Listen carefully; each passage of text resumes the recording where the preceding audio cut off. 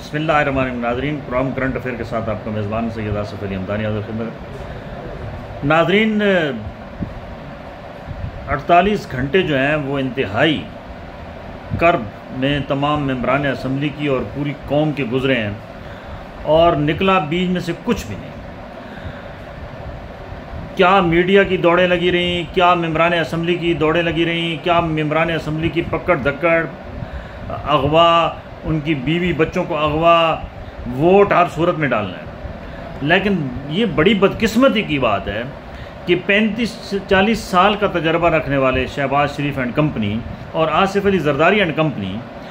उनको इतनी ये इस बात का भी इल्म नहीं है कि जो मुसवदा दिया जा रहा है इस आइनी तरामीम का, उनकी कॉपी उनके पास नहीं है और वो वोट मांग रहे हैं, बार बार मिन्नतें समाजतें कर रहे हैं और वो जाके एक एक बंदे के जो है वो थोड़ियों को भी हाथ लगा रहे हैं कि खुदा रहा हमें वोट देना, हमारी इज़्ज़त बेइज्जती का मसला है। आइन को पामाल करने का जो ये एक मंसूबा बनाया गया था वो बुरी तरह नाकाम हुआ। पार्लियामेंट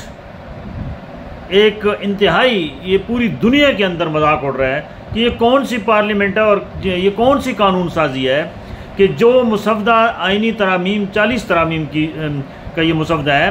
जो की जा रही थी, वो किसी मेंबरान असम्बली जो जिनसे वोट मांगा जा रहा है उनको पता ही नहीं है, उनके पास ड्राफ्ट ही नहीं है। ये पाकिस्तान की तारीख का पहला इतना बड़ा मजाक है कि एक ड्राफ्ट ही नहीं बना और ड्राफ्ट मेंबरान असम्बली को दिया ही नहीं गया, न पॉलिटिकल पार्टीज़ के लीडरान को दिया गया है और वो पास कराने के लिए रात 11-12 बजे तक असम्बली बिठाई रखी, सेनेट बिठाई रखा और एड़ी चोटी का जोर लगाया जाता रहा। बदकिस्मती समझें, इस मुल्क की तकदीर के फैसले जो है वो अब रात की तारीकी में होना शुरू हो गए। इमरान खान की हुकूमत को भी रात की तारीकी में चलता किया गया। उससे पहले भी बहुत सारे वाक़यात हैं कि खसूसी अदालतें लगीं। ये किसी मुल्क में नहीं होता जो पाकिस्तान में हो रहा है।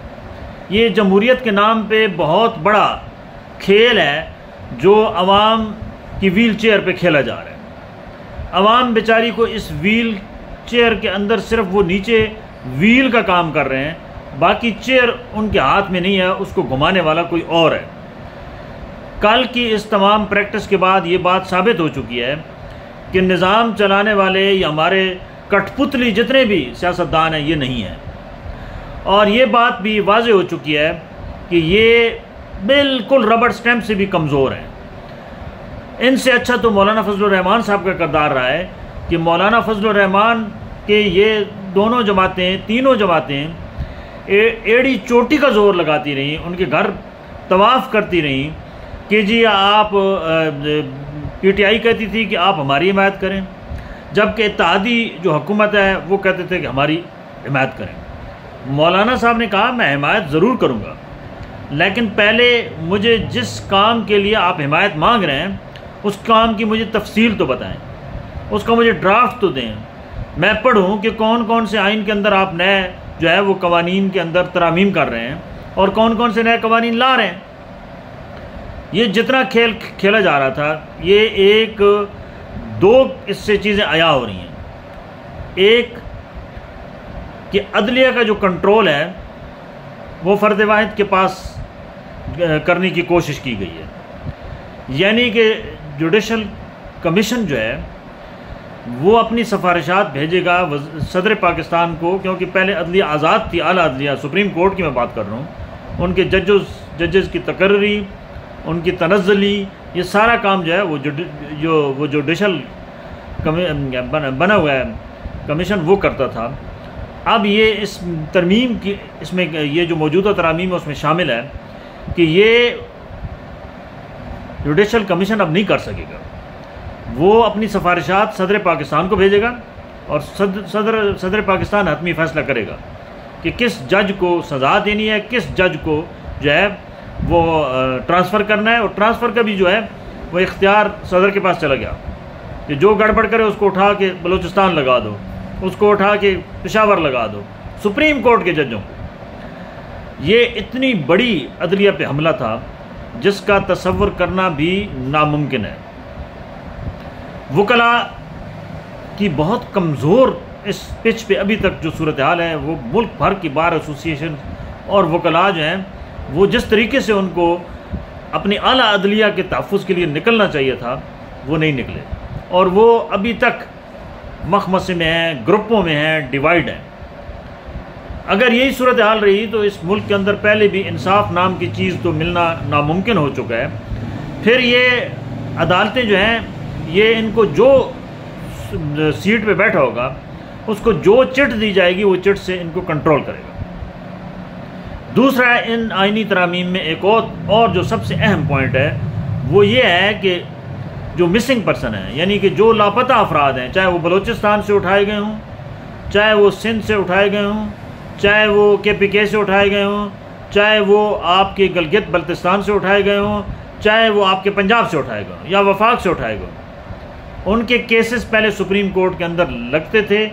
ये अगर आइनी तरमीम हो जाती तो उसके बाद उनकी दरख्वास्तें एक्सेप्टेबल ना होती, और ये भी एक बुनियादी इंसानी हकूक़ की खिलाफ वर्जी है, क्योंकि आला अदलिया एक वाहिद उम्मीद होती है किसी भी कौम की कि वहाँ से उसको इंसाफ मिल जाएगा अगर नीचे वाली कोर्ट्स ना दे सकें। बहरकैफ आज मुसवदा शेयर हो चुका है, और मुसवदे के बाद अब जो है वो जितने भी वकला बरादरी है वो इस पर सर जोड़ के बैठ चुके हैं। बार एसोसिएशंस भी उन्होंने भी जोड़ तोड़ शुरू कर दिया है, और हुकूमत ने वाज़ेह तौर पे शिकस्त कबूल कर ली है। ये शहबाज शरीफ हुकूमत के ऊपर बहुत बड़ा धब्बा है कि एक ऐसा आइनी पैकेज रातों रात पास कराने की उन्होंने कोशिश की है कि जिसका जो है वो नुकसान आला अदलिया गिरवी चली जाती, और जो लापता अफराद हैं उनको वो गल सड़ के उनके लवाकिन मर जाते, उनको इंसाफ ना मिलता।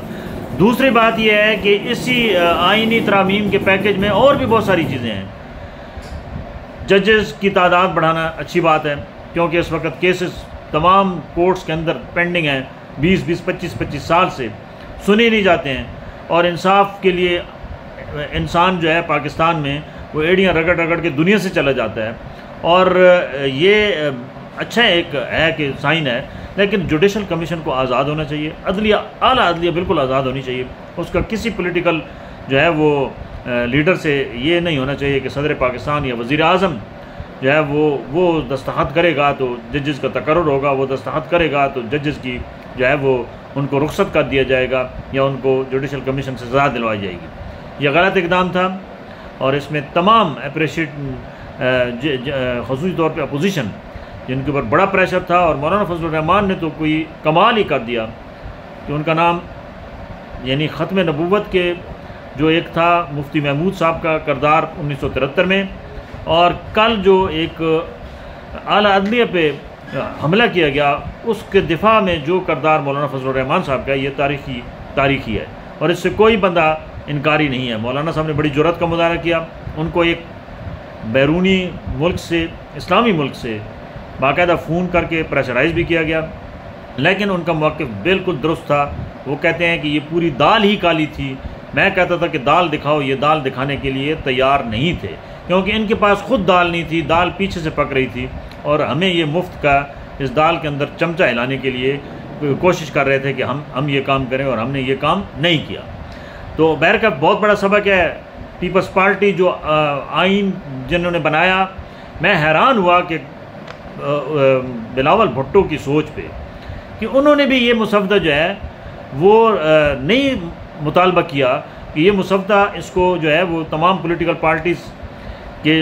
अंदर जो है वो शेयर किया जाए, और इसके ऊपर बहस होनी चाहिए, और इसके जितने नुकात मुतनाज़े हैं उनको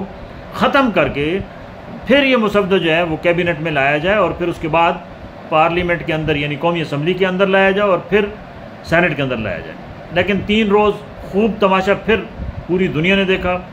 और हम एक तमाशा बीन कौम बन चुके हैं। हमारे आए रोज़ ऐसे ऐसे तमाशे हो रहे हैं जिनका बैरून मुल्क के अंदर हमारा मजाक सरेआम उड़ाया जाता है, और हमें कहा जाता है कि ये किस मुल्क की आप बात कर रहे हैं, पाकिस्तान की, जहाँ पे न जमहूरियत है न अमरीयत है, यहाँ पे जिसकी लाठी है उसकी भैंस वाला कानून है, और कोई जो है यहाँ पे